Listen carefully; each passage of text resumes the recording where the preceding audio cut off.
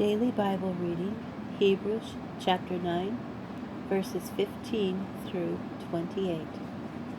It is because of this death that he is mediator of a new covenant, or will, because a death has occurred which sets people free from the transgressions committed under the first covenant. Those who have been called may receive the promised eternal inheritance. For where there is a will, there must necessarily be produced evidence of its maker's death, since a will goes into effect only upon death. It never has force while its maker is still alive. This is why the first covenant, too, was inaugurated with blood. After Moshe had proclaimed every command of the Torah to all the people, he took the blood of the calves with some water and used scarlet wool and hyssop to sprinkle both the scroll itself and all the people.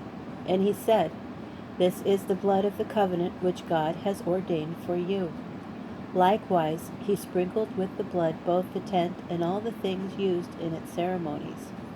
In fact, according to the Torah, almost everything is purified with blood. Indeed, without the shedding of blood, there is no forgiveness of sins. Now this is how the copies of the heavenly things had to be purified. But the heavenly things themselves require better sacrifices than these.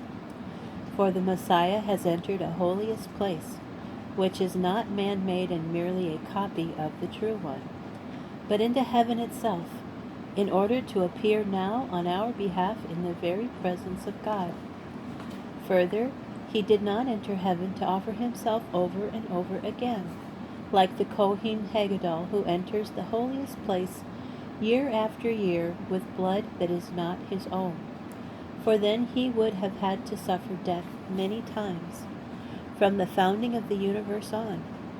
But as it is, he has appeared once at the end of the ages in order to do away with sin through the sacrifice of himself, just as human beings have to die once. But after this comes judgment.